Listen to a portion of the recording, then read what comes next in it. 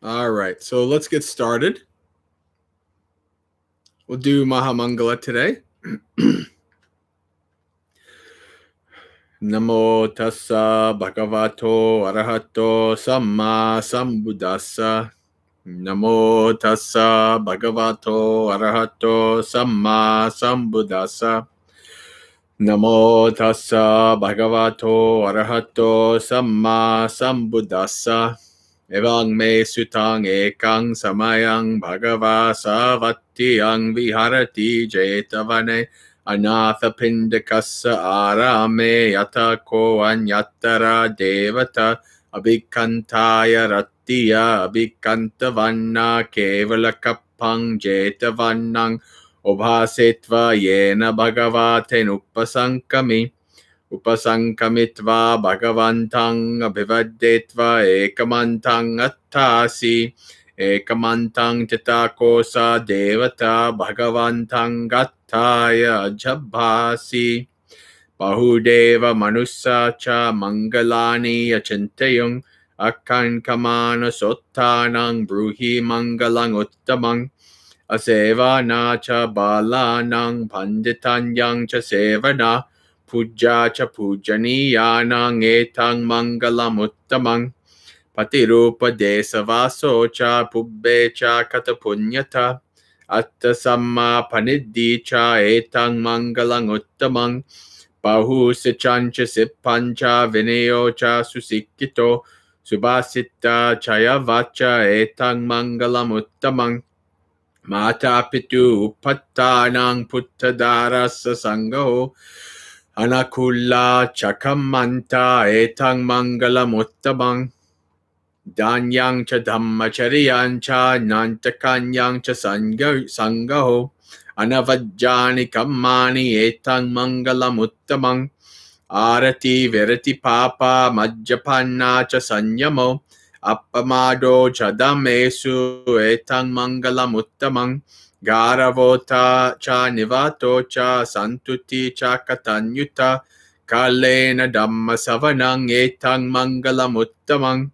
kanti cha sovachassata samananyang cha dassanang kalena dhamma sakkacha etang mangalam uttamang Tapo cha brahmacharya cha arya satchana dassanang nibbana satchikiriya cha etang mangalam uttamang puttassa lokadhammehi chittang yassana kampati asokang virajang kemang etang mangalam uttamang etadisani katvana sabbatang aparajita sabbata sotingachanti tang te sang mangalam uttamanti etena satchavajena hotu amhe jaya mangalang etena satchavajena hotu amhe jaya mangalang etena satchavajena hotu amhe jaya mangalang.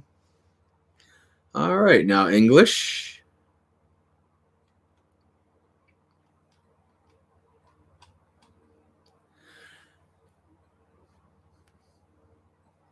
Thus have I heard. On one occasion, the Sublime One was living near Savatthi, at Jeta's Grove in the park of Anathapindika. Then, in the middle of the night, a certain deity of astounding beauty, lighting up the entire Jeta's Grove, approached the Sublime One. Drawing near, she paid homage to the Sublime One and stood to one side. Standing thus, the deity addressed the Sublime One in verse. Many deities and humans have pondered on blessings, desiring their well-being. Tell me the blessing supreme. To associate not with the foolish, to be with the wise, to honor the worthy ones, this is the blessing supreme. A blessing supreme. To reside in a suitable location, to have good past deeds done, to set oneself in the right direction, this is a blessing supreme. Great learning and craft, and a discipline well trained in, and whatever utterance is well spoken, this is a blessing supreme. To be well caring of mother, of father, looking after spouse and children, to engage in a harmless occupation, this is a blessing supreme. Selfless giving, living the just life, supporting all relatives, and blameless action, this is a blessing supreme. To cease and abstain from evil, complete restraint from intoxicants, to be diligent in virtuous practices, this is the blessing supreme.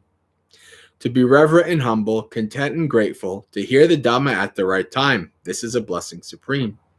To be patient and obedient, the seeing of recluses, to discuss the Dhamma at the right time.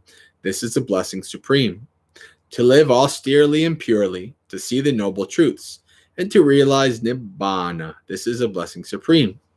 A mind unshaken when touched by the worldly states, sorrowless, stainless, and secure. This is a blessing supreme.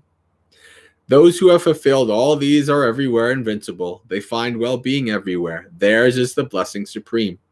By the power of this truth, may joyous victory be ours. All right, friends. Check in the chat here. Adriana. Ethan. Welcome, Ethan. Welcome, Gleamtech. Welcome, Sierra. All right. So probably no brand newbies here to Dhammapalooza, but just to welcome you all to Dhammapalooza. And as most of you know, what we do here every Monday night from 8 p.m. to 10 p.m., it is a festival of Dhamma. It's a palooza of Dhamma. So what we do here is a variety of things, right? We've done some chanting. We're going to do some guided meditation, right? Maybe we'll do some sutta reading. Maybe we'll do some Q&A. Maybe we'll have a specific topic you'd like me to talk about. That's all going to be up in the air, right? Because as most of you know, I like to allow this to unfold. Each Dhammapalooza is different, right? Sometimes nobody has much to say, no questions, so we read suttas, right? Sometimes there's lots of questions, so all we do is Q&A the whole time, except for guided meditation. Meditation is always in there, right? So we have all of these variety of things, and I like to leave it up to you guys, right? Of course, I have a sutta for backup. If nobody has much to say, there's a sutta we can go through. But I'd like to have you guys in the chat. If you have any questions you'd like me to answer, if you have any topics you'd like me to discuss or the community to discuss, you can put those in the chat now. We also like to have a community chat. Last week the chat was not too active, but the week before that, lots of discussion, good Dhamma discussion, lots of people talking, and that's perfectly fine. Talking in the chat is not interrupting me doing my thing here on the stream. So you're more than welcome to talk to each other on the chat, discuss in the chat. That's fine. I keep an eye on the chat, especially just for questions. And Adriana and Reed and some of the veterans and the mods from our Discord server, if I miss a question, they usually remind me and pick it up and show me. So right now, if you have, Adriana says, Dhammapalooza is a Monday night variety show. Yes, exactly. And when I'm, in a place with multiple monastics, we try to get all the monastics on, right?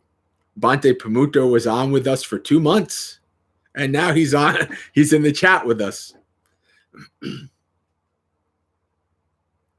And maybe, just maybe, if I visit him in Massachusetts, maybe I'll do one Dhammapalooza where we'll have 3 monks. We'll see.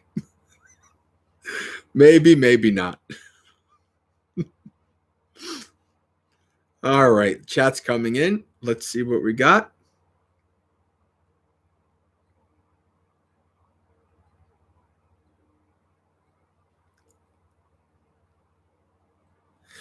KJ asks a very easy question. Do you have any advice for dealing with difficult people, especially for not dwelling on it afterwards? Yeah, there's a whole sutta for that. Actually, I can say a few things, but let me get the sutta for you, because that's a very good sutta. The sutta is literally named Removing Anger, right? And it's about people. So.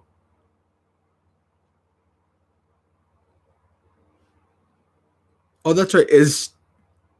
Which one is Shab is Gleamtech? Right? Or am I? Sometimes I.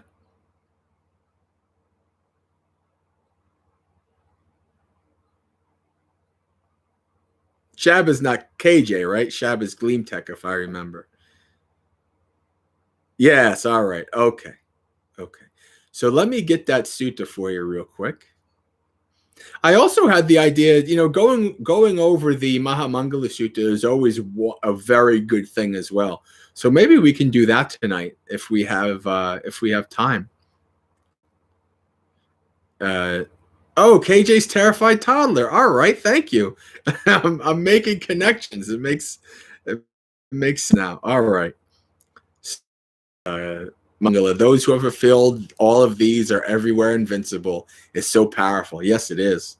Mahamangala is a great reflection. Great sutta.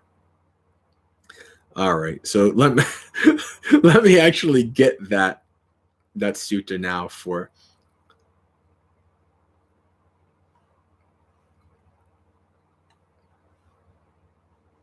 All right. How you guys thinking? Have you tried the new Sutta Central, the way they set things up? I'm a bit grumpy about it. But I suppose in the end, it's probably easier once you have to get kind of relearn everything a little bit.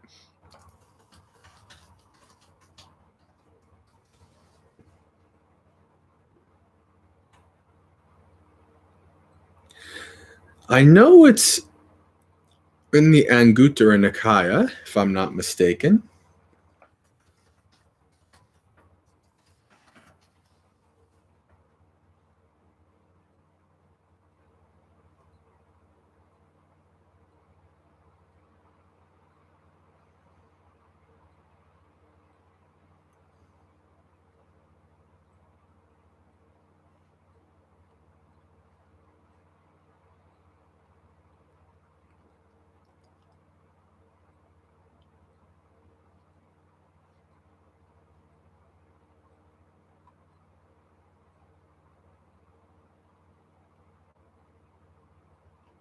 I can't seem to find it.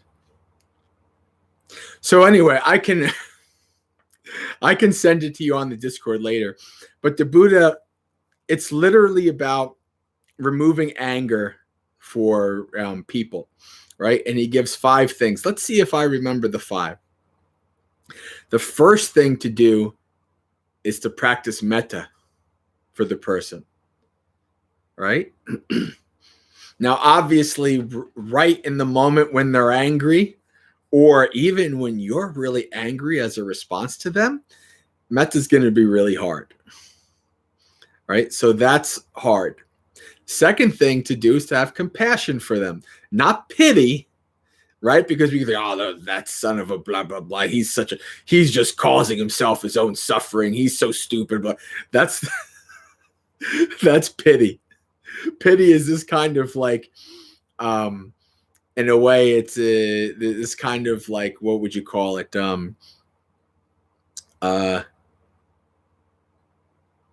What's that word where it's like you use sarcasm? I'm trying to think of it.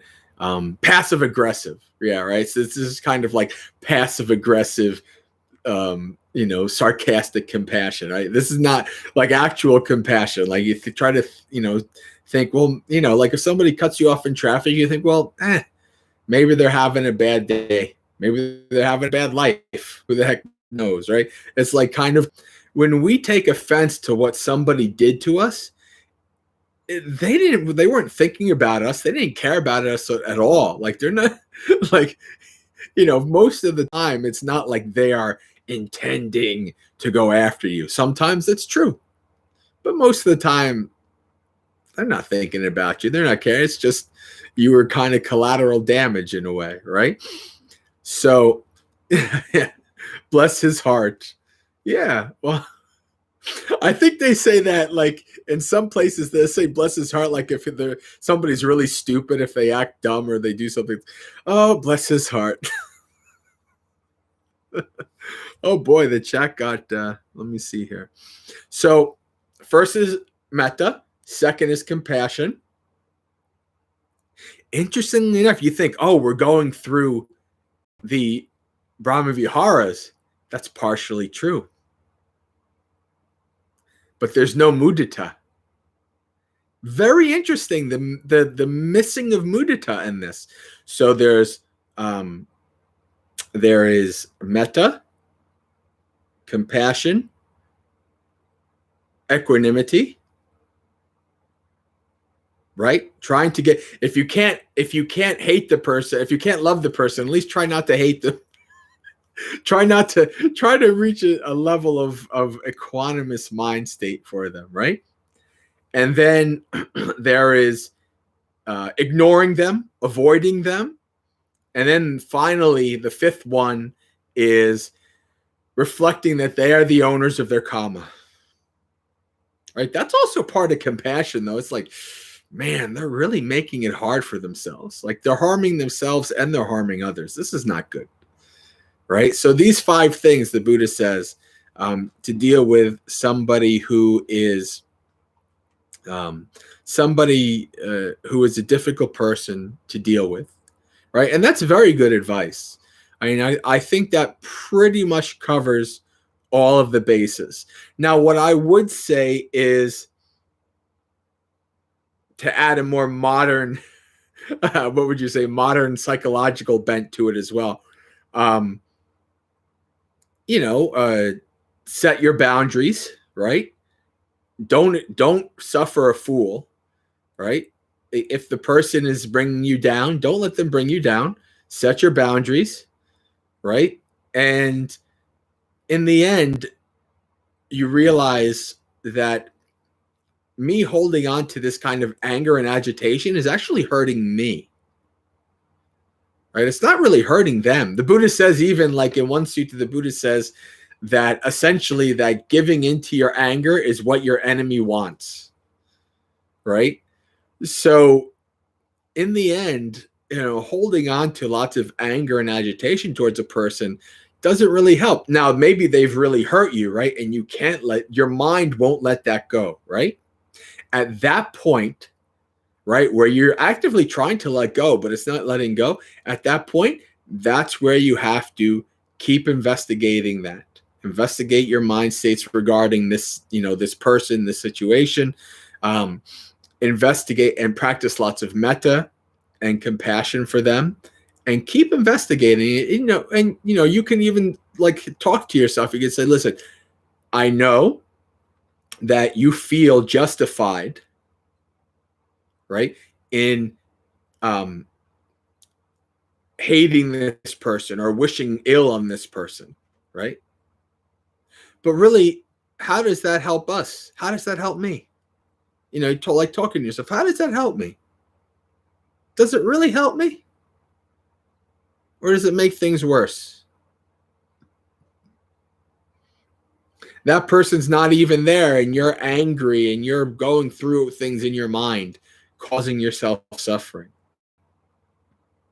Right? That's an important reflection. Very important thing to do.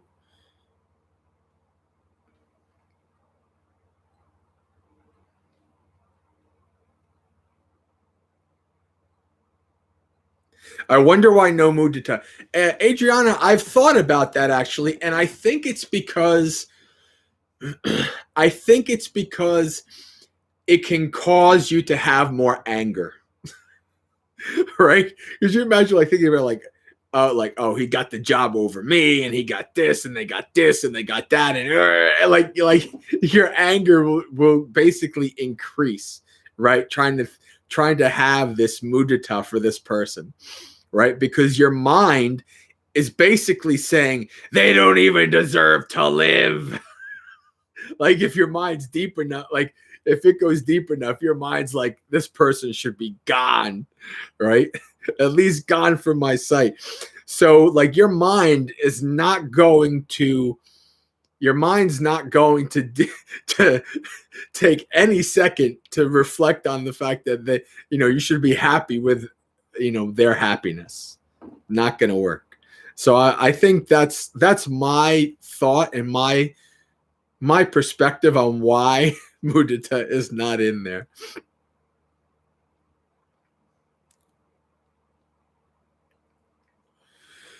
All right, so let me go to the next question.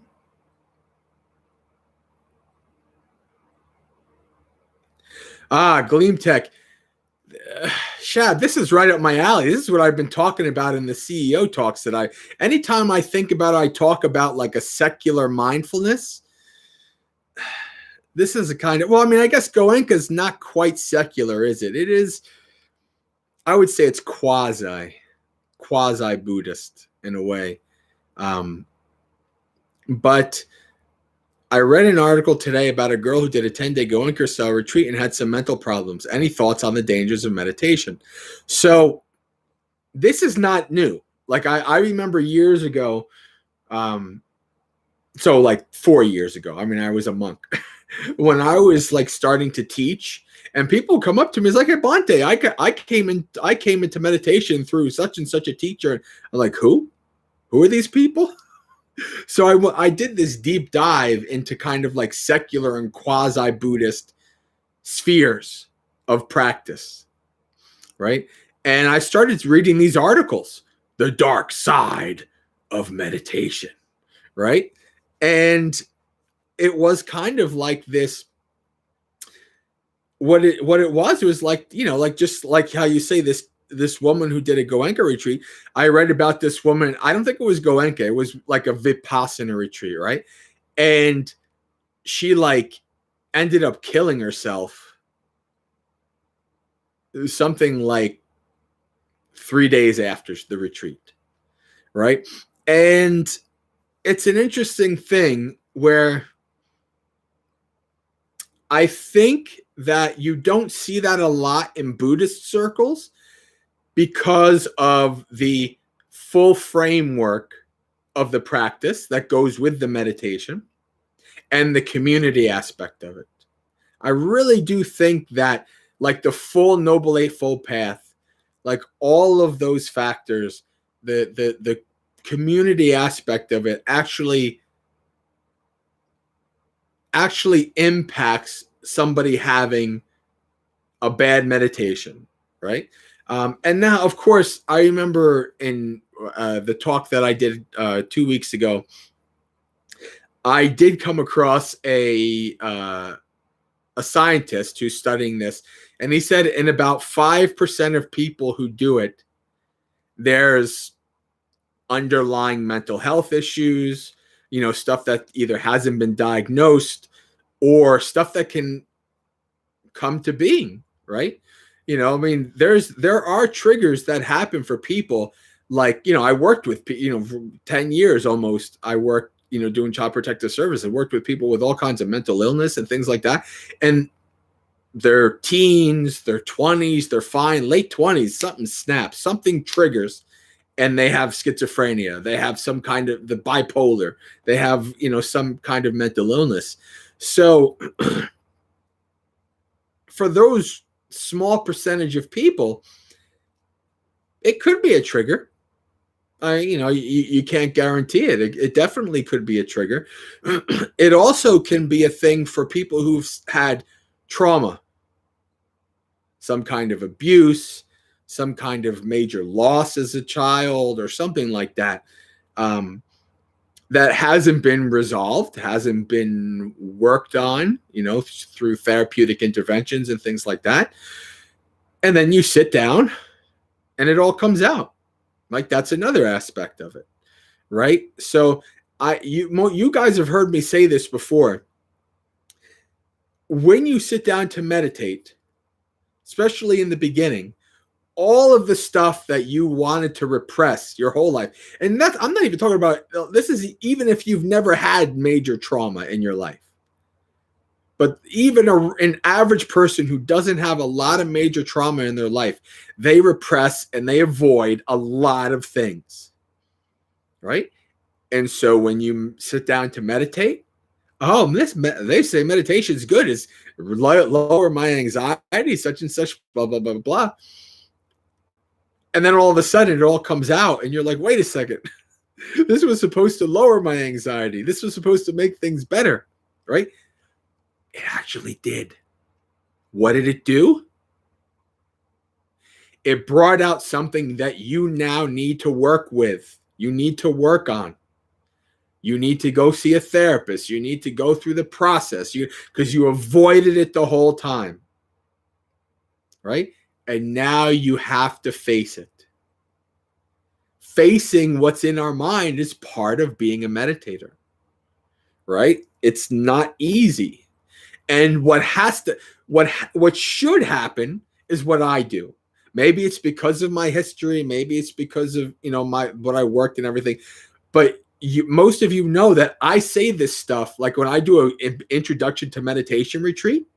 First things I say, it's going to be hard. All of this stuff is going to come up. Like I basically prime people that if whatever you saw in the pop culture is wrong, it's not going to be bliss. Right? You guys saw the thing that I posted on the Discord with the guy from the Office Space. Like, I was told there would be bliss. Right? Like for my talk that's going to be next week. And people need to hear this stuff straight off.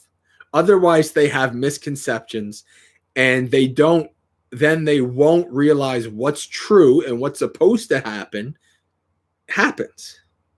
They will think that they're wrong in the head.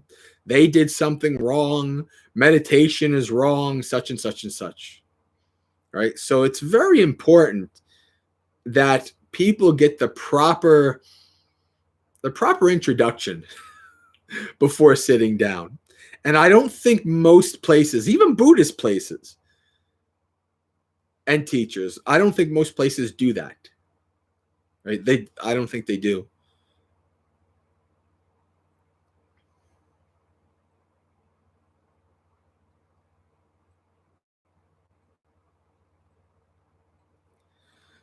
All right. A millionaire has a question, but I'm just going to check the chat for follow-ups on what I've already.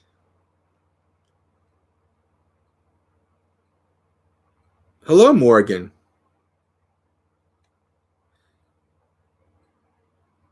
Is this the first time that you've been on one of my streams, Morgan? The name does not sound familiar. Are you on the Discord with us? Morgan's a pretty unique name. I would remember it. And I don't know if I know any Morgans.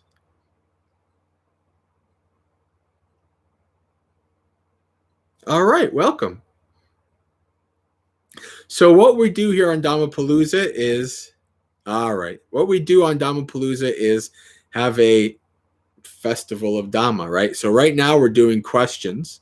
And eventually we're going to be doing guided meditation, maybe even some readings. We'll see what happens. So welcome.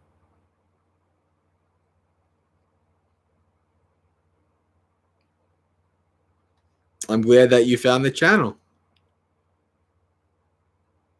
KJ says in the middle of nowhere, that's hard. I don't know what he's saying that's hard too, but he's saying that's hard. So I'm just going to go down the line here. So, okay. So yeah. Any thoughts on the dangers of meditation? I think I covered that pretty well and pretty thoroughly. A millionaire says, sometimes hungry ghosts are seen as symbolism for a person in this world. That kind of person would be a hungry ghost. I guess you're saying, what kind of a person would a hungry ghost be? All of us. All of us. The symbolism of the hungry ghost that you see in like the Tibetan and some Mahayana traditions, that's us in samsara. The whole reason, like they have like little mouths, and they're always hungry, right? So they're always chasing after stuff, right? They're always thirsty, right? These kind of things. That's us. That's all of us. Because when it comes to the end of this life, we don't want it to end. We are craving. We want more. There's so much pleasant experiences to experience that when we come to the end of this life, we can't do it all in one life, so we have to come back, right? We're hungry, hungry samsaric beings, always wanting to come back, always wanting more and more pleasant experiences. That's what we are. We are all hungry ghosts, right? There's not just one type of being. It's all of us. All of us are hungry ghosts because we can't get enough. Right? The Buddha says that there's kamogha. Kama is like sensual pleasures, and ogha is a flood. So we are completely immersed in a flood of sensual pleasures all the time, from the second we're born till the second we die, right? And we can't experience it all in one life, so we have to come back more. We can't fit it all into our mouths in one life because it's so small, so we have to come back again, over and over and over.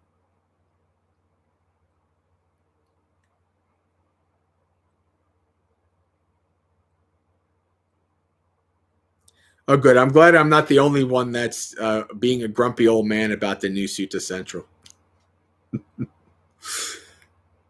I do see some benefits to the new one. I'm just going to have to take some time to get used to it.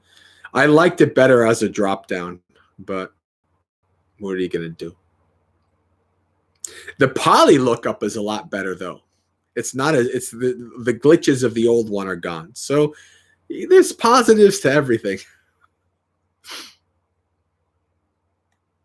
All right. Oh, Douse with a question.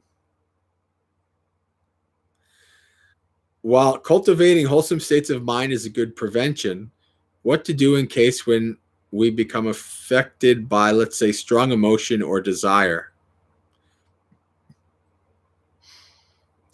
What I would say is you don't try to repress it, don't deny it, understand it, accept it, and watch how it impacts your actions, right?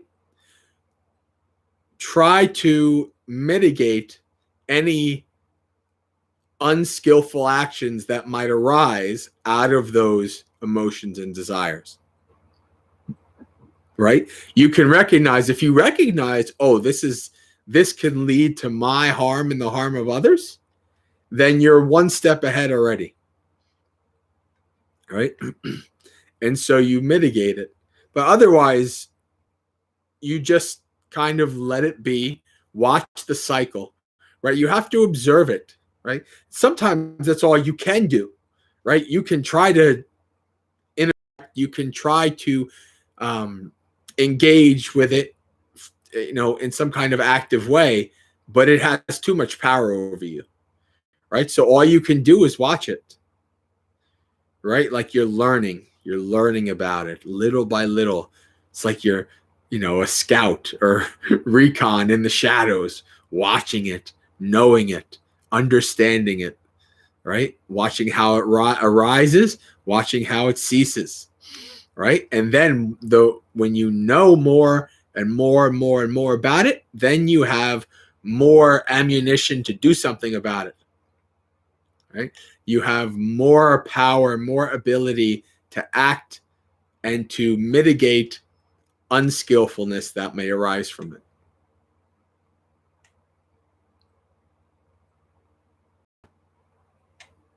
it. For example, if mind is like, grab that cookie, what to do then? Well, I love the gratification, danger, and escape, right? What the Buddha teaches. And as somebody who loves to grab for cookies, I know all about that.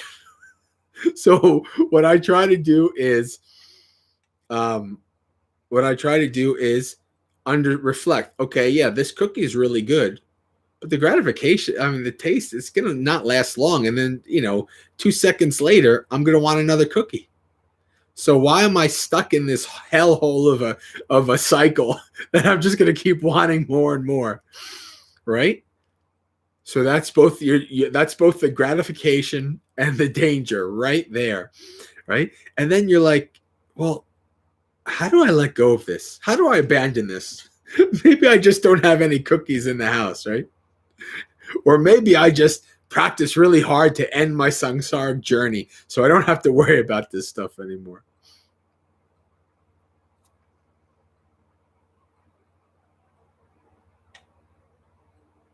That's right. Bante has experience with Goenkas, so he can say something about that as well. I don't think that the specific the reason I didn't go into like it having anything to do with Goenka is because I don't think it had anything to do with Goenka. I do think that it is a feature. I think it happens. And I don't think like any one organization is to blame for it per se. They should have they should be trained or have a better understanding of how to deal with it, like get certified in mental health first aid. Right, that's a wonderful course. I'm actually certified in mental health first aid. I took the course like 2 years ago. I might be up for a renewal soon. It was a good refresh from my work days, and that can help you to kind of understand what might be going on and to get that person help.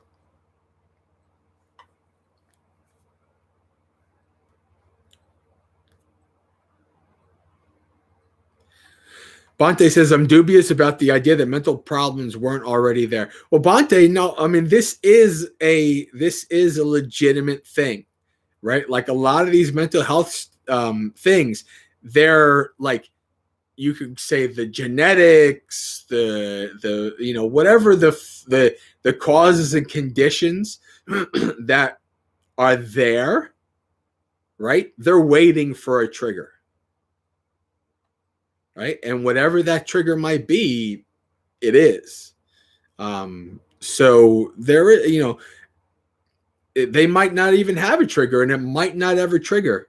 Somebody might have the genes to be schizophrenic and maybe they have a good upbringing and they never, they never are triggered in a certain way that causes them that schizophrenia to come on.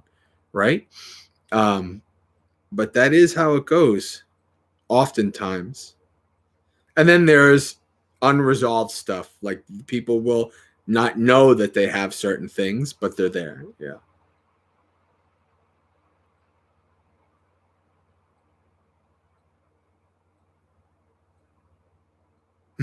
Amy says, practice Brahma Viharas and negative people start to avoid you like the plague. Yes and no.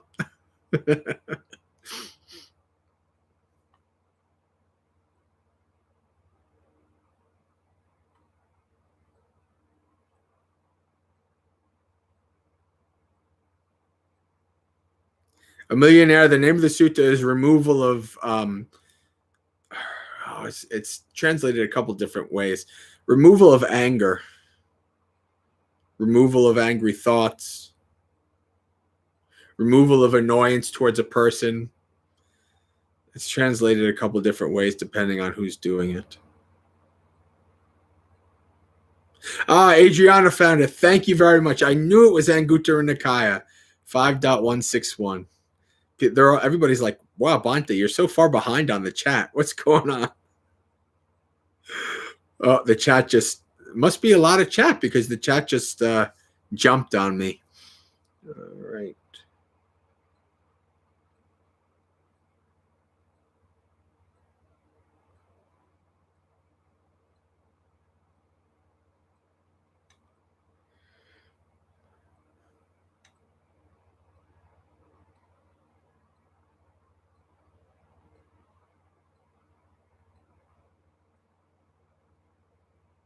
Adriana says, I spent most of my time in the beginning just giving myself headaches, trying to be peaceful and calm. I love it. That's great. All right. Hey, Gray. What's up, Gray? Good to see you.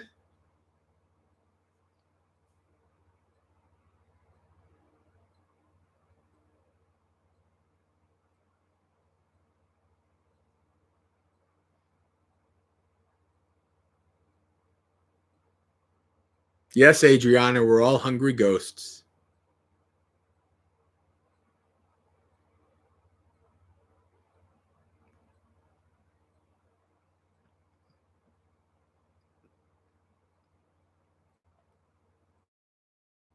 All right, there's some good chat, and I'm not going to read all the chats.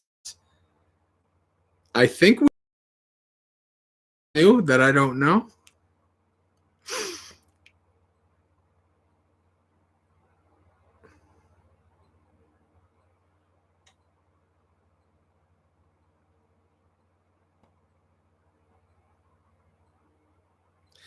Gratification, danger, and escape. Gleam Tech says, gratification, danger, and escape is a teaching that I never heard a monastic talk about, and I never knew about it until I read it in the suttas. And I'm like, how come I never heard this before? That happened maybe like 6 or 7 times when I read through the suttas page to page, and I was like, this is amazing. I never seen anybody talk about this before. And so oftentimes I'll talk about these things and people will have never heard them before. So I was like, yeah, well, join the club. This is what happens.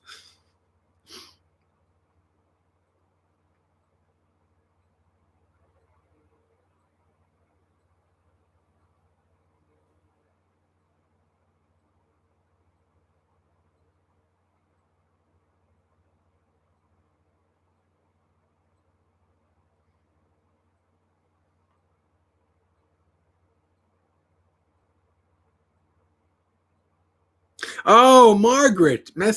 Okay. All right. Hey, Margaret. It's good to see you. All right. So many very good people on tonight. People I haven't seen in a while. Very good. And new friends. All right. So we're up to I think we're gonna do some sutta reading because it's mostly just chat. So we'll read a sutta and then we will go through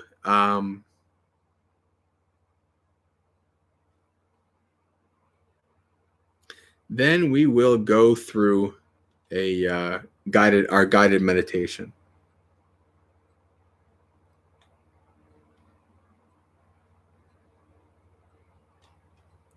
Now this is a very funny sutta.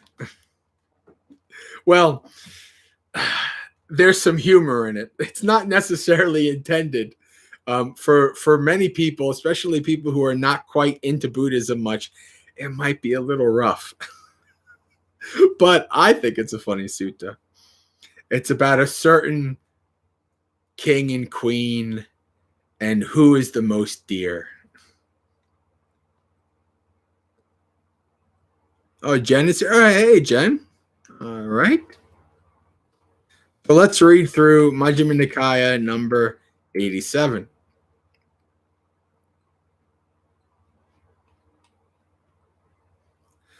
Born from the beloved.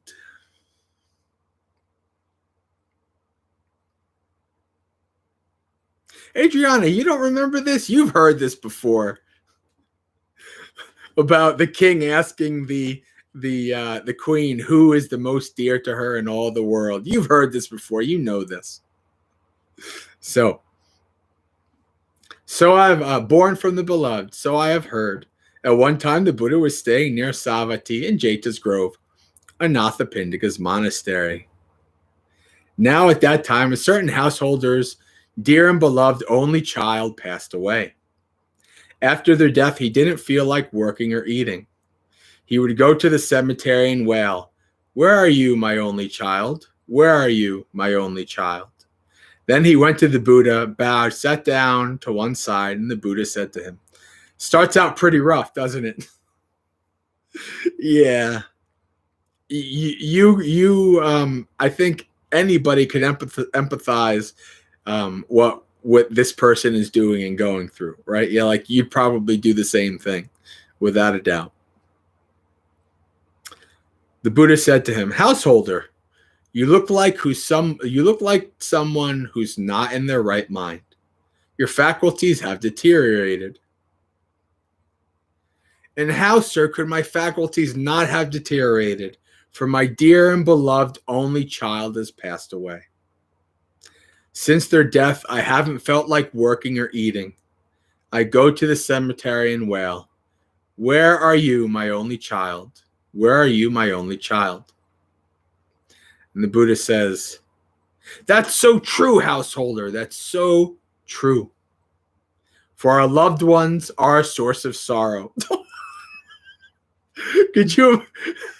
This is like remember what was it? Was it a Dhammapalooza maybe a month or two ago, where somebody said, should I go up to somebody when they've lost somebody and saying, like, give them Dhamma or whatever? They're like, don't do what the Buddha just did. What the Buddha's doing, the Buddha knows what he's doing in this.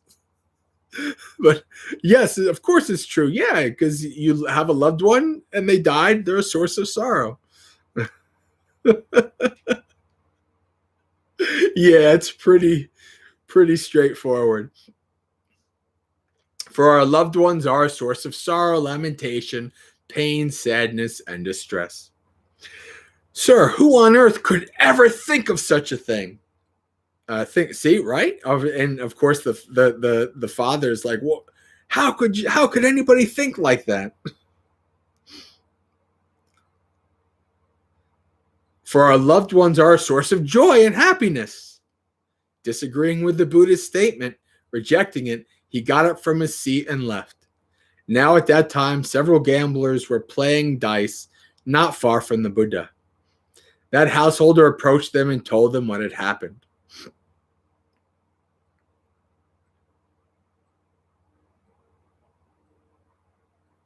Yeah, this is not easy for most people, this kind of a sutta. This is there are suttas like this where the average person is like, what is going on? It's very hard. Like, I mean, I don't know. I'm trying to think of, like, in the weeks after I lost my wife, now going on 15 years ago, if somebody came up to me and said stuff like that, how would I react? It's an interesting question. I don't know if I would have reacted quite like I was a bit more open-minded, and kind of my mindset was a little different than the average person, even back then. But it's not something that I recommend talking like this to somebody who just lost somebody. Definitely not a good idea. Unless you're the Buddha, right? Or unless they're a experienced practitioner, then you can do it. But so now at that time, several gamblers were playing dice not far from the Buddha. That householder approached them and told them what had happened. That's so true, householder. That's so true, householder. For our loved ones are a source of joy and happiness. Thinking the gamblers and I are in agreement, the householder left. Eventually, that topic of discussion reached the royal compound. Then King Pasenadi addressed Queen Malika. Queen Malika is one of the foremost, strongest disciples of the Buddha. Right? She is really, a powerful practitioner and disciple of the Buddha. This queen.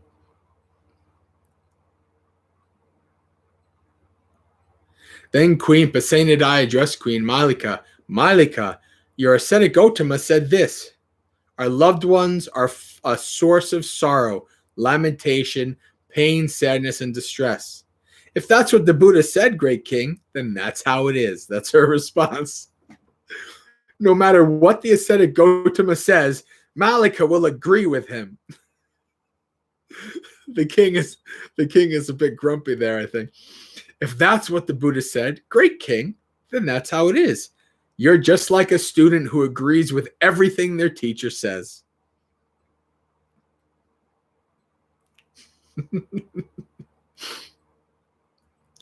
Now, it didn't end quite well. It ended well for Queen Malika, but for the average person, it doesn't seem to.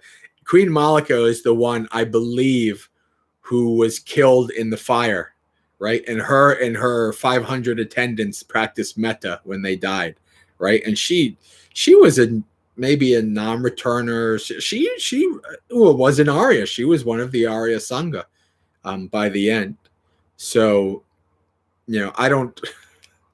I wish her. I hope she's awakened by now and she has ended her samsara journey. So, let me go back to the sutta here. So the king's like, you just agree with everything your teacher says. Uh-oh. Go away, Malika. Get out of here. Then Queen Malika addressed the Brahmin, Nalijanga. Please, Brahmin, go to the Buddha in my name and bow with your head at his feet. Ask him if he is healthy and well, nimble and strong, and living comfortably. And then say, Sir, did the Buddha make this statement?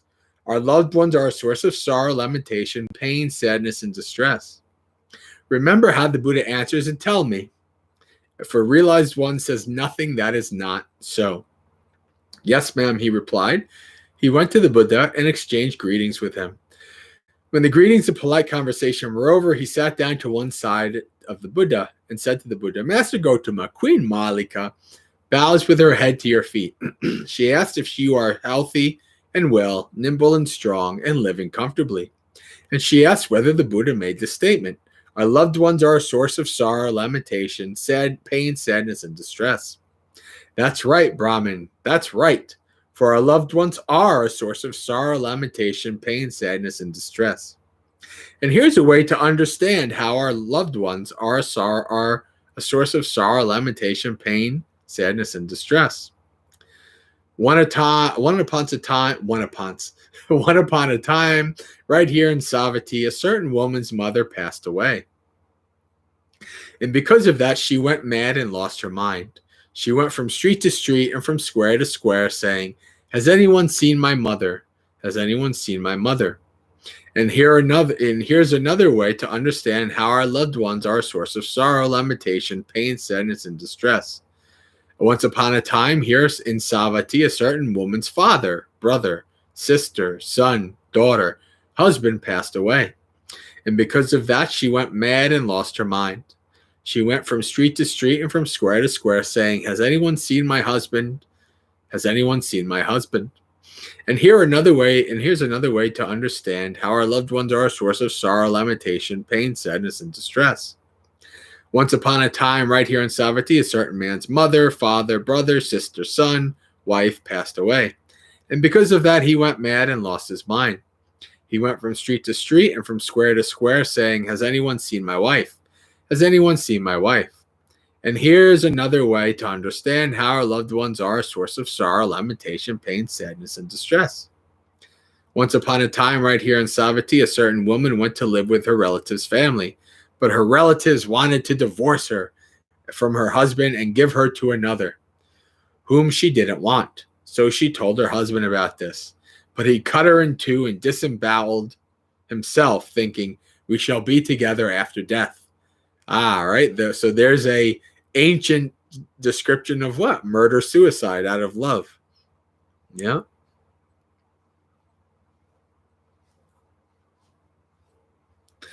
Then Nalinjaga, the Brahmin, having approached and agreed with what the Buddha had said, got up from his seat, went to Queen Malika, and told her all they had discussed. Queen Malika approached King Pasenadi and said to them, What do you think, great king? Do you love Princess Vajiri? I do, indeed I do, Malika. What do you think, great king? If she were to decay and perish, would sorrow, lamentation, pain, distress arise in you? If she were, so obviously this is his daughter, right, princess. If she were to decay and perish, my life would fall apart. How could sorrow, lamentation, pain, sadness, and distress not arise in me? This is what the Buddha said and was referring to when he said, Our loved ones are a source of sorrow, lamentation, pain, sadness, and distress. What do you think, great king? Do you love Lady Vasabha? Do you love your son, General Visuddhabha? Do you love me? Indeed, I do love you, Malika. What do you think, great king? If I were to decay and perish, would sorrow, lamentation, pain, sadness, and distress arise in you? If you were to decay and perish, my life would fall apart. How could sorrow, lamentation, pain, sadness, and distress not arise in me? This is what the Buddha was referring to when he said our loved ones are a source of sorrow, lamentation, pain, sadness, and distress. So basically what he's saying here is that the Buddha is not saying that. The Buddha is saying that kind of like when he's talking about dukkha, right? Because you have an attachment, with the loss of that attachment, you're going to suffer. That's just the way it is. He's not necessarily putting a hello, Robert. He's not necessarily putting a negative connotation on it per se. He's just telling you how it is. Yeah, loved ones are a source of suffering. Adriana knows that when she has to deal with her family, right? On holidays. Right? That so many of us know that. Having to deal with our family, especially when there's lots of us that get together.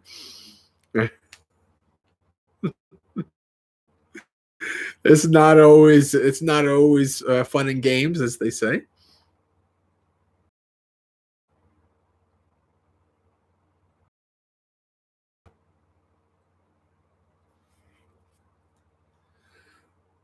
And Adriana, I think I was wrong. I thought, because I saw Pasenadai and Malika, I thought that this was the Dear one, but it's not. I don't think it is. I think that's a different sutta, unfortunately.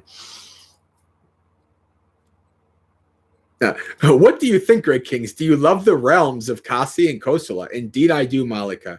It's due to the bounty of Kasi and Kosala that we use sandalwood imported from Kasi and wear garlands, perfumes, and makeup. Today, somebody might say, I love Italy and France because we get the best such and such from Italy and France. Yeah. What do you think, great kings? If these realms were to decay and perish, would sorrow, lamentation, pain, sadness, and distress arise in you? If they were to decay and perish, my life would fall apart. Oh no, no more Gucci bags. How could sorrow, lamentation, pain, sadness, and distress not arise in me? This is what the Buddha was referring to when he said our loved ones are a source of sorrow, lamentation, pain, sadness, and distress. It's incredible, Malika. It's amazing how far the Buddha sees with penetrating wisdom. It seems to me, come, Malika, rinse my hands. Then King Pasenadai got up from his seat, arranged his robe over one shoulder, knelt on his right knee, raised his joined palms toward the Buddha, and expressed the heartfelt sentiment 3 times. Homage to the Blessed One, Perfected One, Fully Awakened One. We know that one. Namo Tassa Bhagavato Arahato Samma Sambuddhassa. Right? So this is one of those suttas where a non-Buddhist or a newbie person to Buddhism, they might see that and they might not like it very much. But I think Shab actually makes a very good point. This is what Buddhism is all about.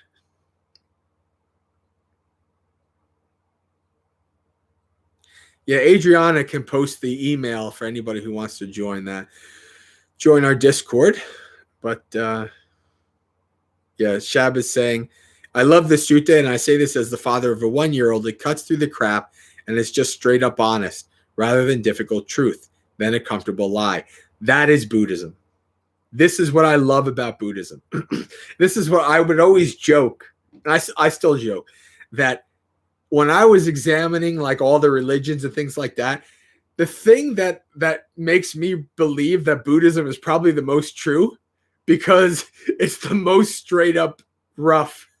It's not like, don't worry, you'll be reunited with all your loved ones in heaven. There's none of that. It's like, you're gonna be grow old, get sick, die, be separated from everybody you love, and you're gonna do it over again. It's like, wow, man, that's brutal. That's pretty rough. But so I'm like, to me, like, yeah, that's life. Like I agree with Shab in saying that I don't need comfortable lies, right? I want the truth, even if it's the hard truth. And of course, my life has helped me do that. Like lots of loss of people, watching people die, all that kind of stuff. So that helps a lot too. You can't really escape it when it's happening to you. You know, you can. Most people can avoid it as much as they can, but for some people, it just happens.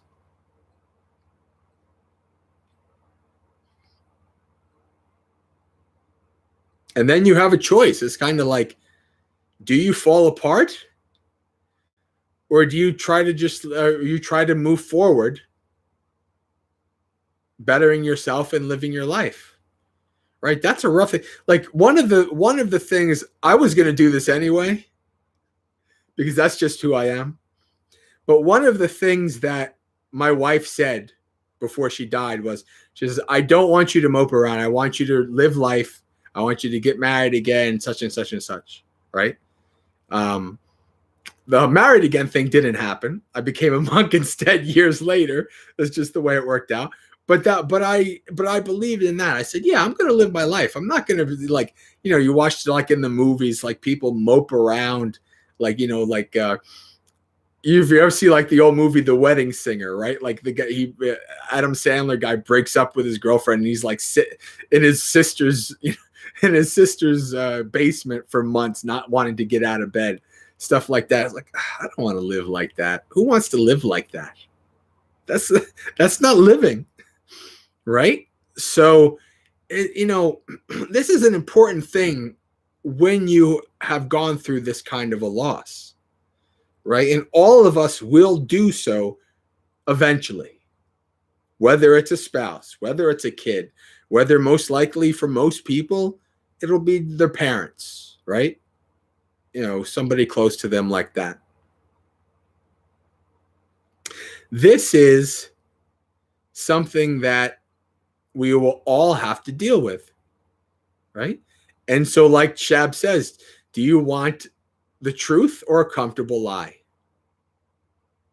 Right? That's up to us. It's basically the Matrix, isn't it? It's the red pill, blue pill, right? The blue pill is the comfortable lie. The red pill is the brutal truth.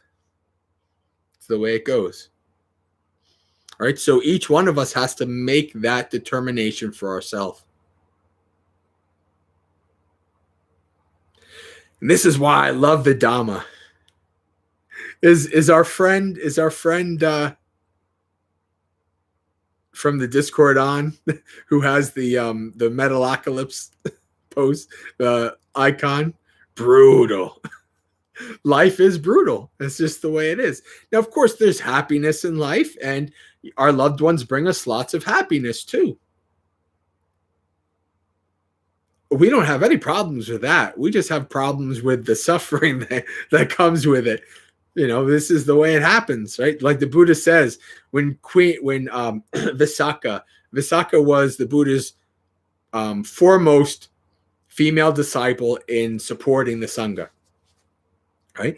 And she had like 60 grandkids, something like that. She had, I don't know how many kids she had, but she had like 60 some odd grandkids, they say. And one of them died. And she went to the Buddha. And she was already a practitioner. She was already a, disciple of the Buddha at this time. And the Buddha says, Visakha, would you adopt all the children in this Vesali? And she's like, yes, I would. And so the Buddha says, if you have 100 dear ones, you have 100 sufferings. And he goes down. 10 dear ones, 10 sufferings. 5 dear ones, 5 sufferings. 1 dear one, 1 suffering. No dear ones, no suffering. Right? Again, the average person, that doesn't sound very appealing. But the Buddha's telling the truth, isn't he? Like that's 100%. 60 grandkids. Yeah, man, she was prolific. There's no doubt. Oh, so we're having some chat in here. Let me check the chat.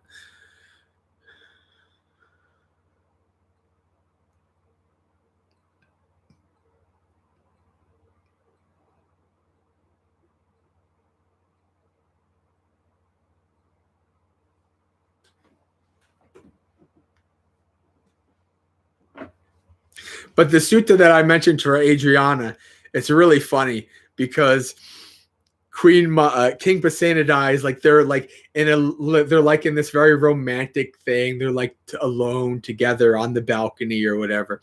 And King Pasenadi says, "Who is the one person that you hold most dear in the whole world?"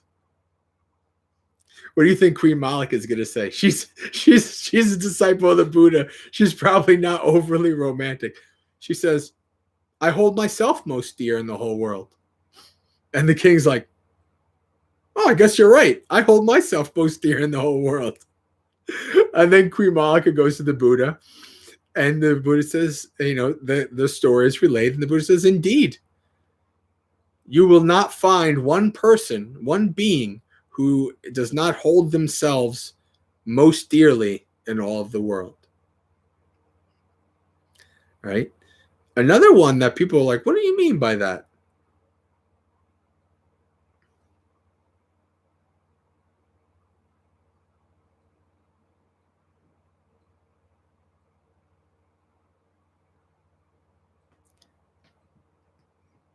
Buddhism is only for those who love truth.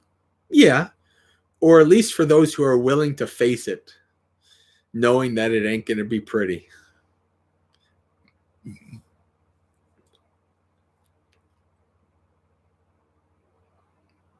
Oh, chat jumped again. Let me see here.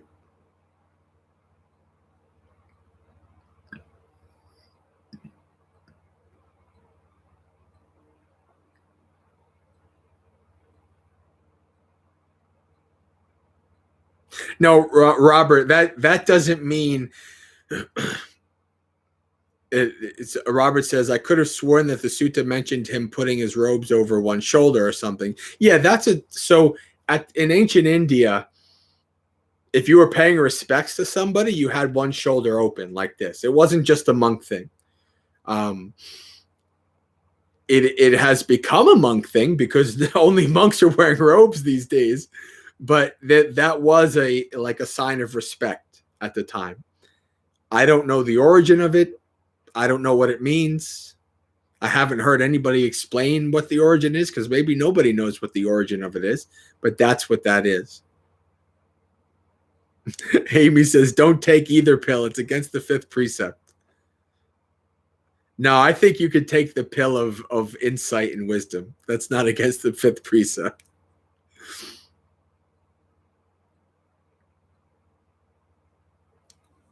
Dow says, "What we are attached to is like a double-edged sword." Yes. Why? Not because of the thing itself.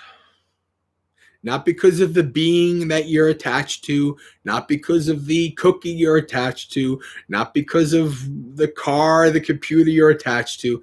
The Buddha tells us innately they're just what they are.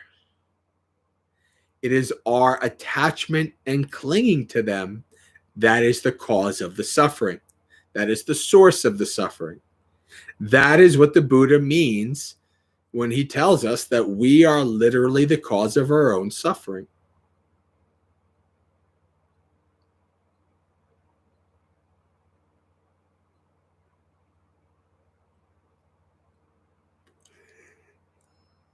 Oh boy, excuse me. All right.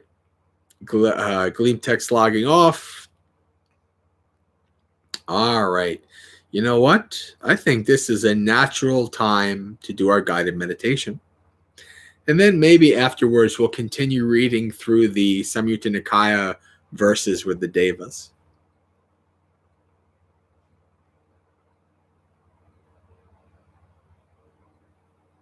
So, friends, whether you're in a chair, on a cushion, or on a couch, set yourself up in a comfortable and stable position, whatever position is normally comfortable for you.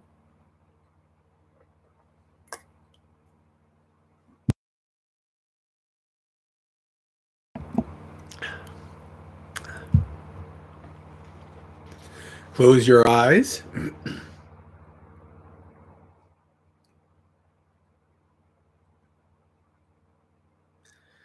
We'll spend a little bit of time in the beginning scanning through the body so that we can make sure that our body is set up in a stable and comfortable position.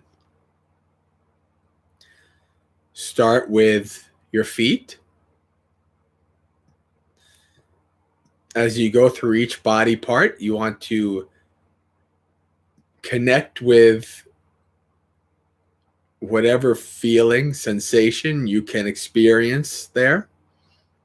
Bring your awareness to that.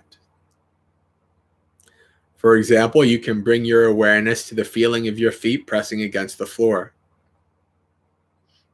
Or if you're on a cushion, pressing against your legs or each other.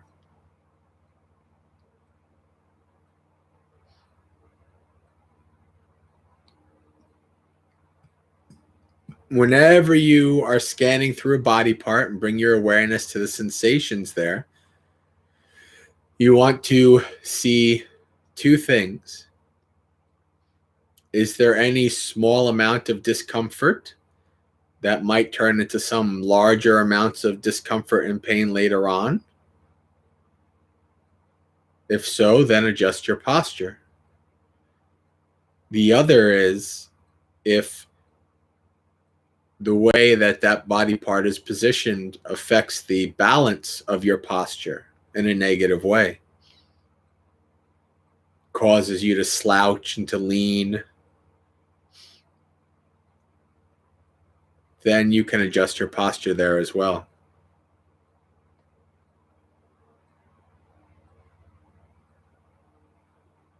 Bring your awareness up through the ankles into the calves.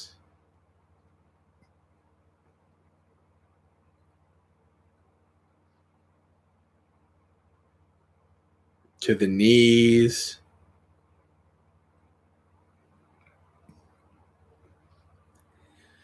If you're sitting on a chair, it's good to have your knees above your ankles so that your legs are like in an L shape, a 90-degree angle.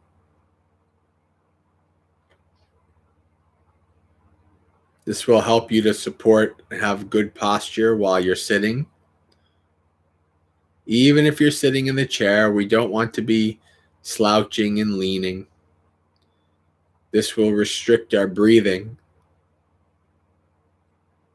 and not support our practice or our posture.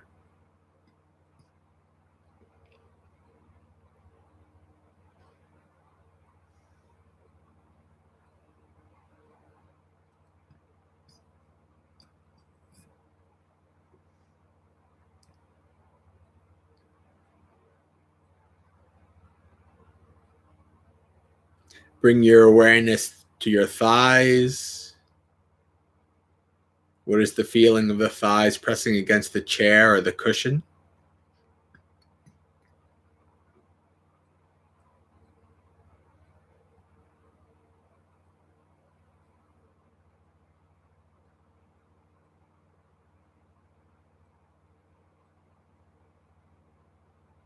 To your pelvic bone, hips, and buttocks. This is a very important part of the body for posture. The lower body acts as a firm foundation for the stability of the upper body. And the position of your pelvis affects the position of the spine. So check to make sure that your pelvic position is in a comfortable position that supports the natural curvature of the spine. Doesn't cause it to lean or slouch one way or another.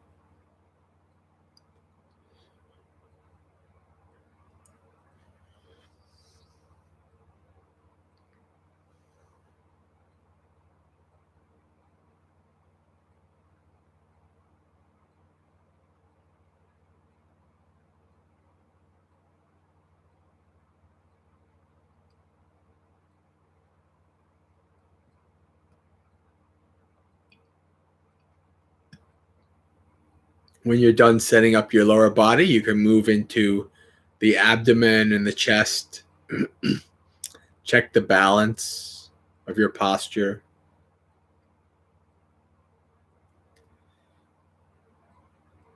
If your spine is leaning or slouching, this will often cause strain in your back muscles as you're always moving your upper body, adjusting your posture while doing your practice. This is where most back pain from meditation arises. So check to make sure that your posture is good. The spine should not be stretched out, but just in its natural position, resting comfortably on the pelvis.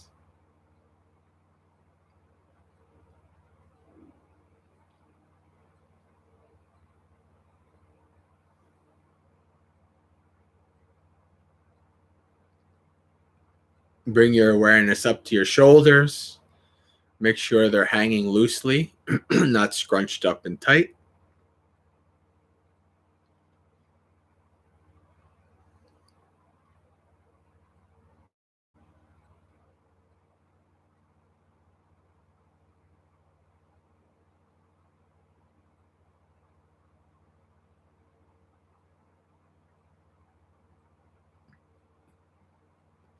Bring your awareness down through your elbows and your hands.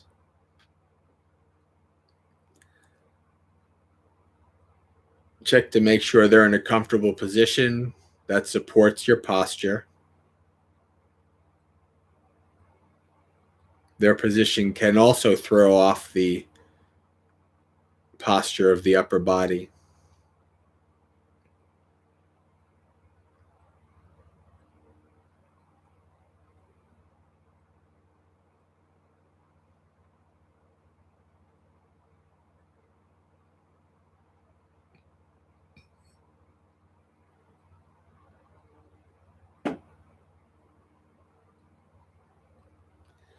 And then finally, bring your awareness up to your head.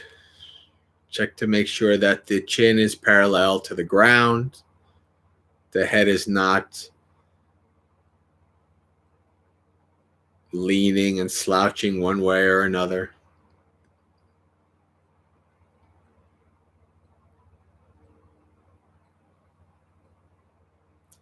And when you're done setting up your body in a comfortable and stable position, let the body go and take 3 deep breaths.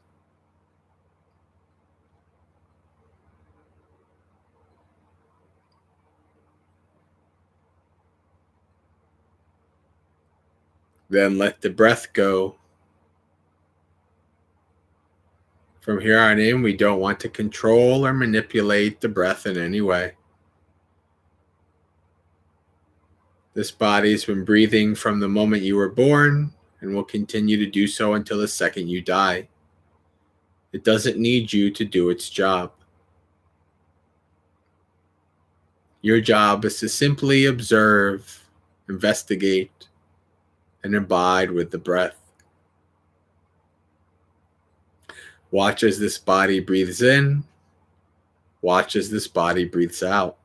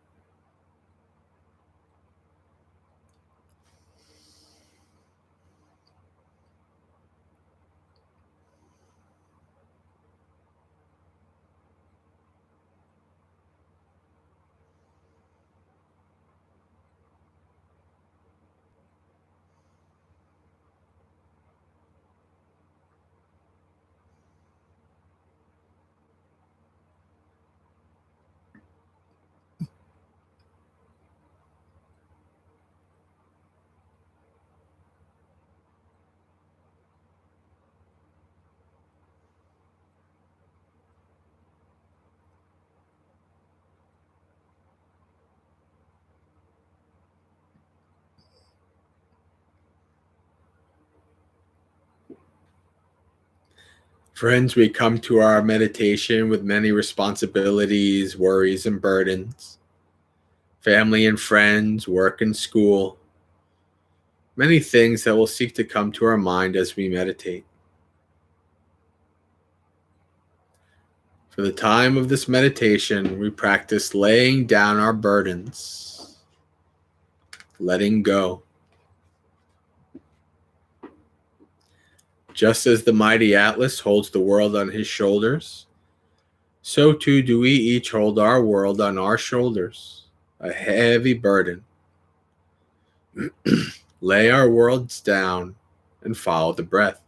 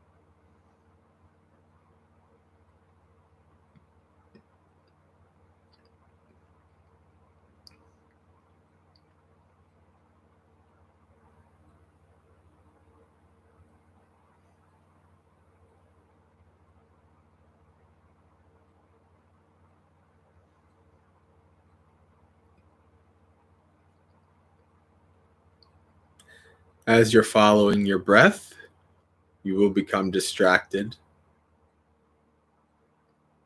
This is normal. You did not fail or do anything wrong. Simply the mind showing you how it works, showing you its craving. Whenever you're distracted away, first acknowledge you've become distracted. Practice letting go and return to the breath.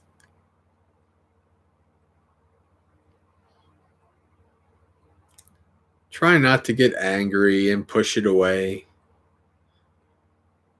or get excited and wrapped up in it and think more about it. Just let it be. Give it no energy. Let it go on its way. Then return to the breath.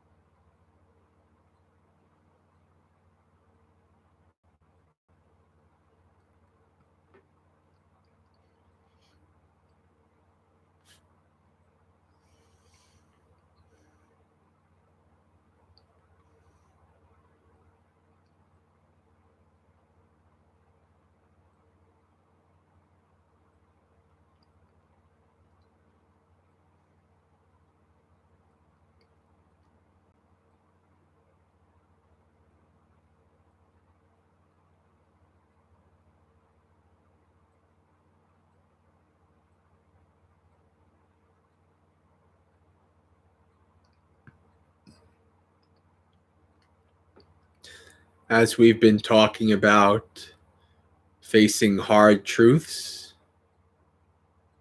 and dear ones today, I think it's only appropriate that we practice one of the most important reflections that the Buddha says, whether you're a woman or a man, lay or ordained, you should reflect on these 5 facts often.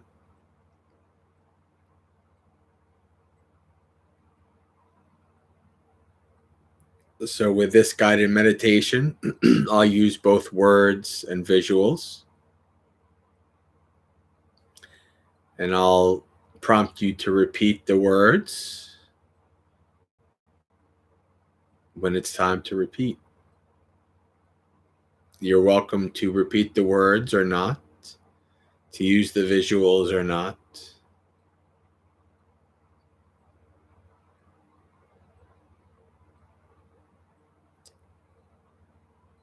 For some people, these 5 reflections may bring up past memories and things that might bring strong emotions, and that's okay. You can stop participating at any time, or you can just be with them, observe them,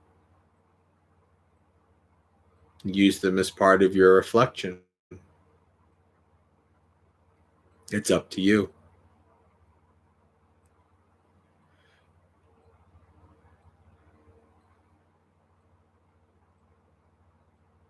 So repeat after me the line, I am subject to old age. I am not exempt from old age.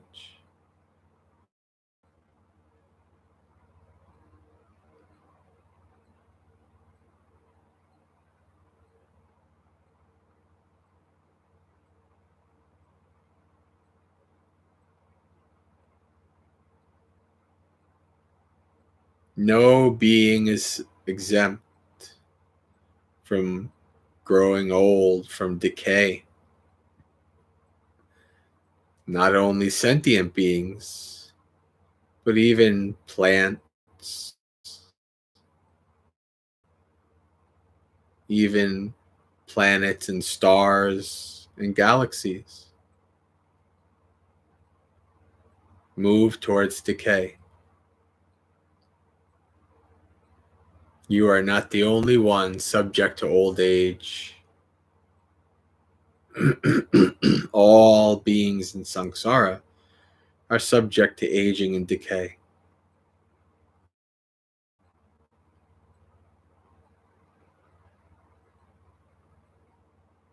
Everyone we know will grow old, is growing old right now. You can bring to mind family members, friends, co-workers, people you know who are quite old.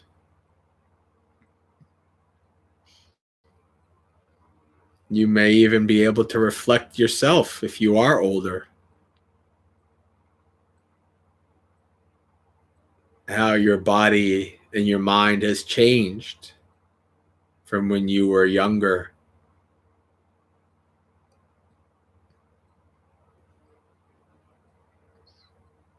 It's the body's strength, youth, decay. It's the body is replaced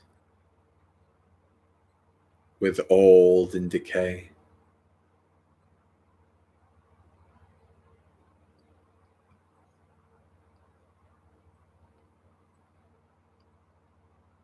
Repeat the second remembrance. I am subject to illness. I am not exempt from illness.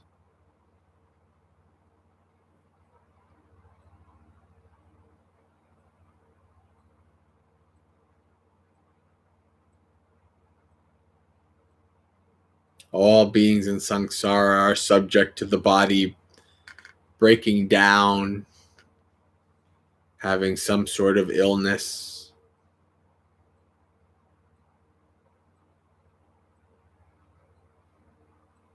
Temporarily, chronically, because we have this body, We are subject to illness. It comes along with this body.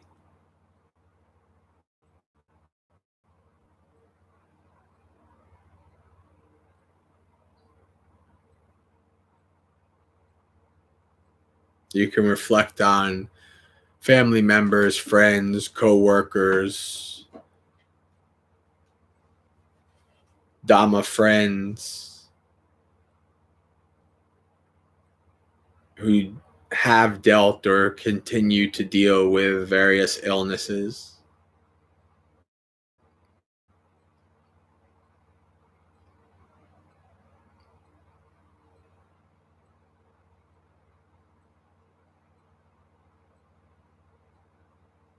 Reflect on what kind of a toll that illness takes on the body, the mind.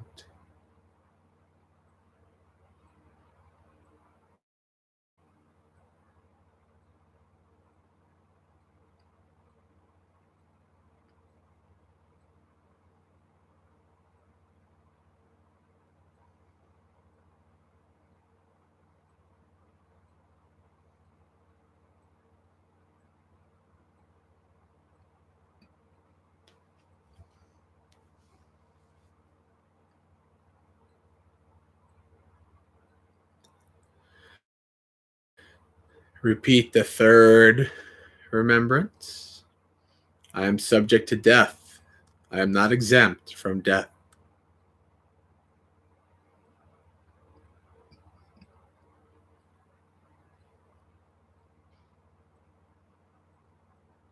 One day you will not be here in this body.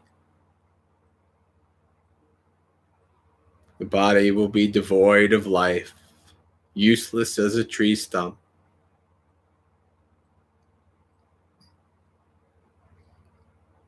So too with all the people you know.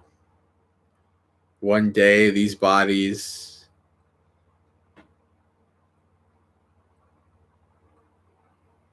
will be devoid of all life and will decay according to their nature.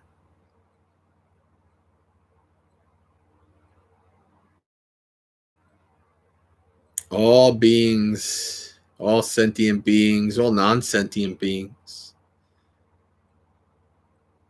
all kinds of life,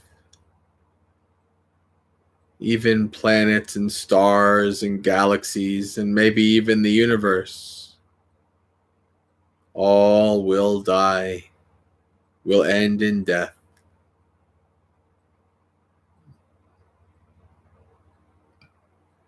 Everyone you know, including yourself, will eventually end in death. You can bring up contemplations of people you know who are not here anymore, who have passed on.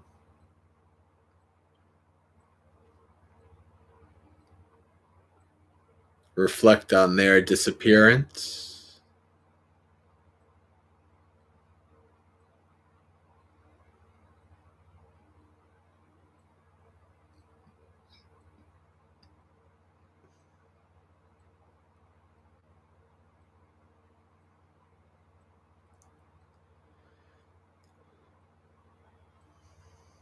Repeat the fourth remembrance.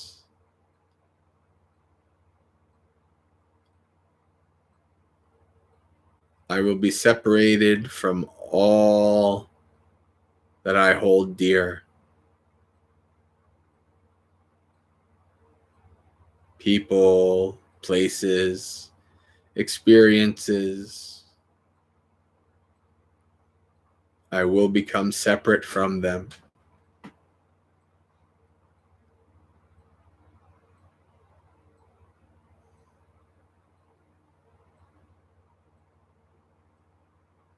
We are all here together today and tomorrow may be gone, to never come together again.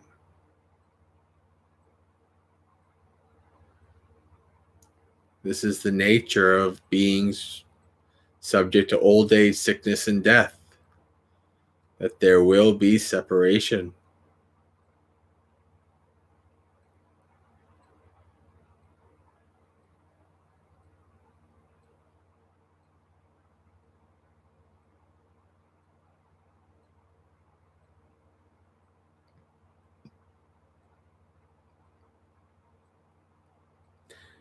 People flow in and out of your life like a stream.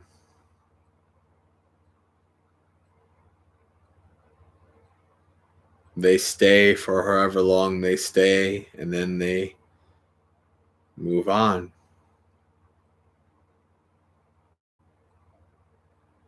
Reflect on those people who you no longer know anymore. Not even that they died, but maybe friends from the past who you don't have contact with, or even things like houses and cars, things that you loved that you don't have anymore. Anything that you hold dear, you will be separated from.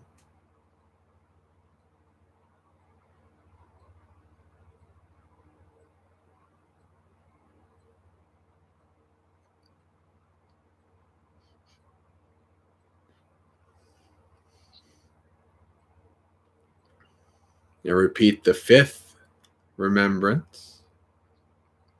I am the owner of my actions, heir of my actions.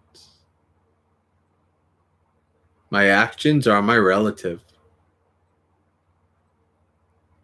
Whatever I do, for good or evil, to that I shall be the heir.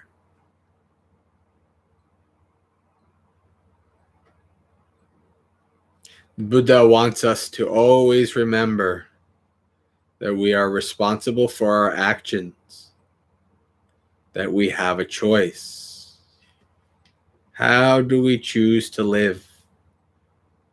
How do we choose to act, knowing that we are all subject to old age, sickness, death, and separation? However you choose to act, you are responsible for those actions.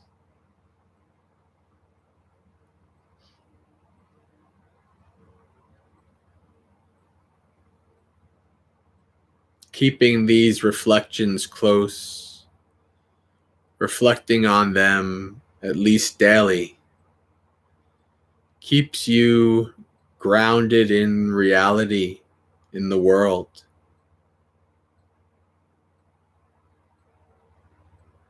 Gives you a constant reminder that the people you are with today, you might not be with tomorrow. The job you have today, you might not have tomorrow. This body you have today, you will not have tomorrow.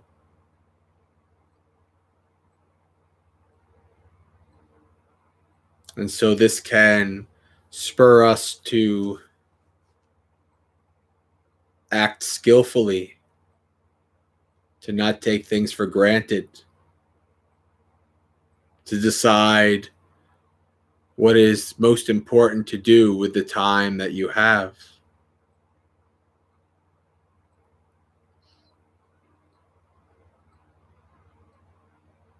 These reflections allow you to live skillfully and beneficially for yourself and others.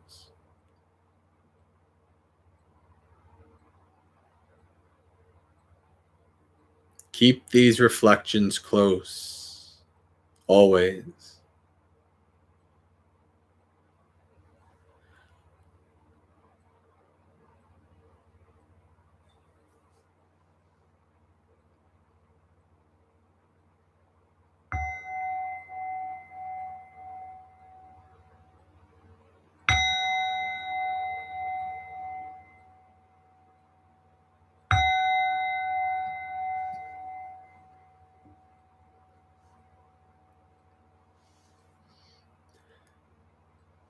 start to come back to the room that you're in, slowly opening your eyes. Come back to full awareness of where you are, what you're doing, the stream, the people in the chat.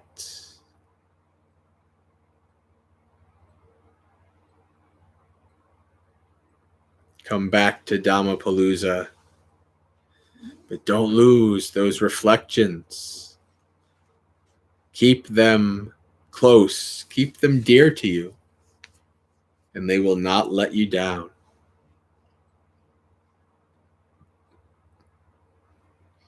Yeah, 9's not too bad. It's been worse. All right.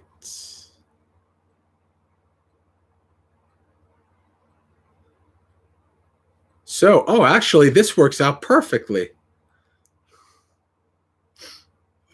Interestingly enough, because, hello, Elaine, welcome.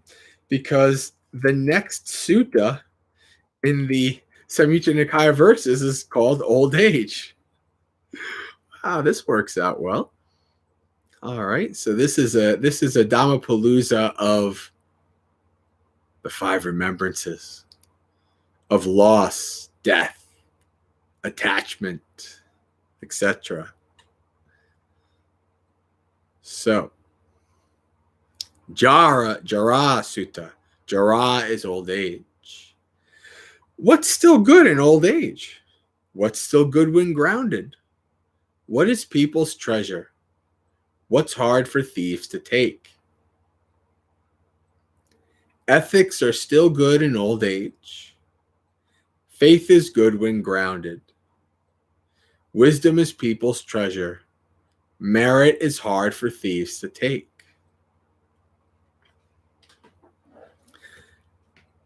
Now what about Ajara, getting old? What's good because it never gets old? What's good when committed? What is people's treasure? What can thieves never take?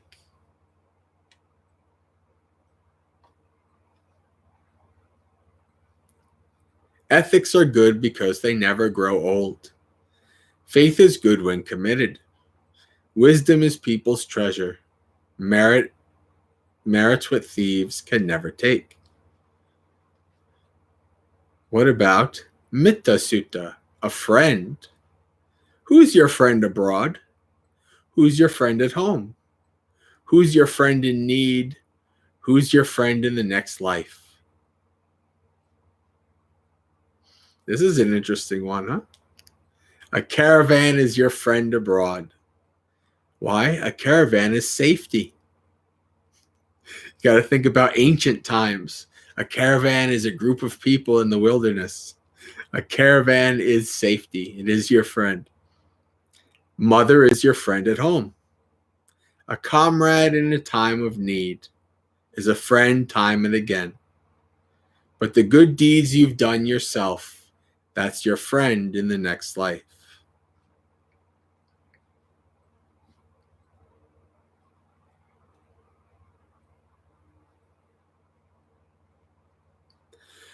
Vatu Sutta, grounds. What is the ground of human beings? What is the best companion here? By what do the creatures who live off the earth sustain their life? Children are the ground of human beings. A wife is the best companion. The creatures who live off the earth sustain their life by rain.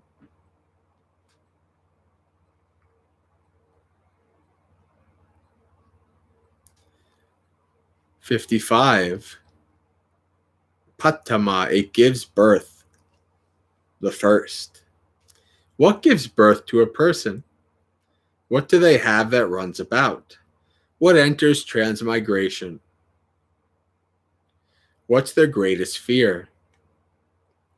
Craving gives birth to a person.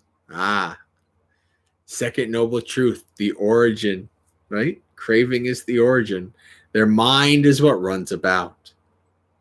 Sentient beings enter transmigration. Suffering is their greatest fear.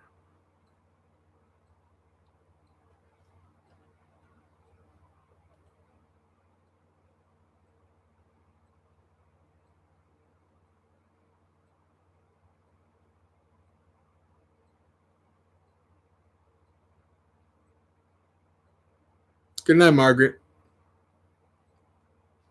Gives birth to. What gives birth to a person? What do they have that runs about? What enters transmigration? From what are they not free? Craving gives birth to a person. Their mind is what runs about. A sentient being enters transmigration. From suffering they are not free. The third. What gives birth to a person? What do they have that runs about? What enters transmigration? What is their destiny? Craving gives birth to a person. Their mind is what runs about. Sentient beings enter transmigration. Kama is their destiny.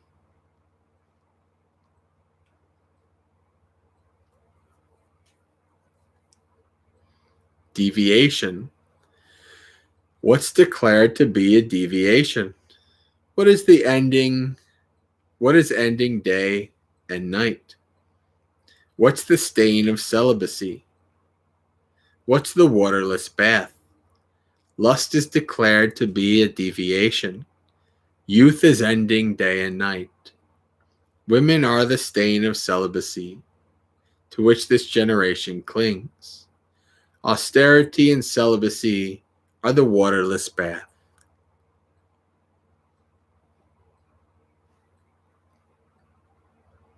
A partner. What is a person's partner? What instructs them? Enjoying what is immortal, released from all suffering. Faith is a person's partner. Wisdom instructs them. Delighting in extinguishment, a mortal is released from all suffering.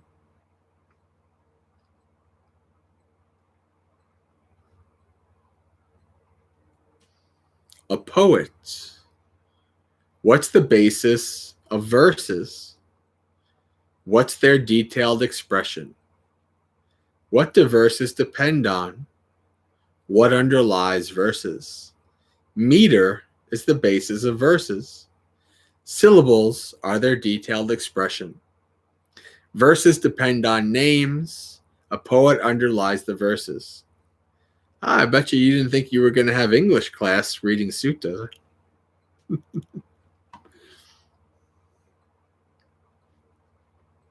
Nama, name. What oppresses everything? What is nothing bigger than? What is the one thing that has everything under its sway? Name oppresses everything. Nothing bigger than name. Name is the one thing that has everything under its sway. There's actually a bunch of things that has everything under its sway. There's a bunch of one things. That's a very common thing, especially in the Anguttara Nikaya Book of Ones. You see lots of one things. Chitta Sutta, the mind. Yeah, name. It's like name and form. So nama and rupa, right? So nama is all of the mental aspects of your psychophysical organism, right? So it would be like perception, consciousness, awareness, that kind of stuff. So that's what he means there. Basically, the mental aspect of your being.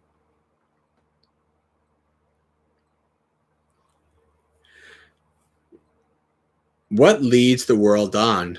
What drags it around? What is the one thing that has everything under its sway? See, here's another one thing. The mind leads the world around. The mind drags it around. Mind is the one thing that has everything under its sway. Tanha, craving. What leads the world on? What drags it around? What is the one thing that has everything under its sway? Craving leads the world on. Craving drags it around. Craving is the one thing that has everything under its sway. Yeah, Adriana, Namarupa is also the fourth um, Paticca Samuppada, dependent origination. Namarupa in dependent origination arrives after consciousness, but technically in one of the suttas on dependent origination, Buddha says that they depend on each other. So one technically can't exist without the other. So you could say that they kind of arise at the same time, but it is part of dependent origination, Namarupa. Fetter. What fetters the world? What explores it? With the giving up of what is extinguishment spoken of. Delight fetters the world. Thought explores it. Right? Your mind, you're meditating, and all of a sudden your mind goes to the other side of the world. Giving up of craving, extinguishment is spoken of.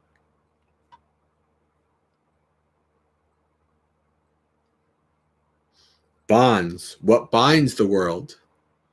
What explores it? With the giving up of what are all bonds severed? Delight binds the world. Thought explores it. With the giving up of craving, all bonds are severed.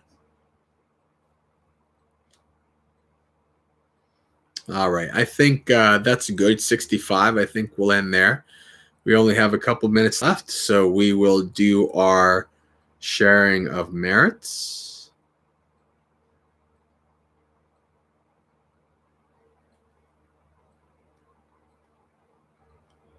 If I can find it. Yeah, here we go. All right.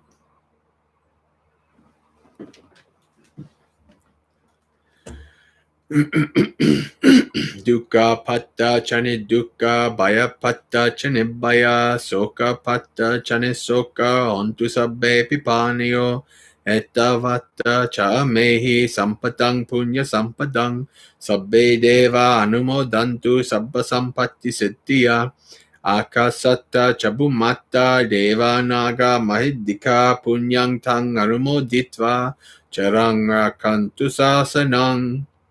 May the suffering ones be suffering free, and the fear-struck fearless be. May the grieving shed all grief, and may all beings find relief. May all beings share this merit that we've thus acquired for the acquisition of all kinds of happiness. May beings inhabiting space and earth, devas, nagas, and yakas of mighty power, share in this merit of ours. May they long protected Buddha's dispensation. Sadhu, sadhu, sadhu. Okay, friends. Just as a reminder of what other things we do on the channel, every morning, Monday through Friday, I am on at 8:30 a.m. Eastern, currently with views of the mountains and the animals and the wonderful weathers and all kinds of interesting things as we do our morning monastery experience, 8:30 a.m. Eastern USA time. And that's for about 20 minutes to 30, depending on what happens, how long it takes. And then we can see you again on Dhammapalooza. All right, friends, until next time, I wish you a very spiritually successful and peaceful week. Sukhi Hotu, may you be happy. Practice well and be well.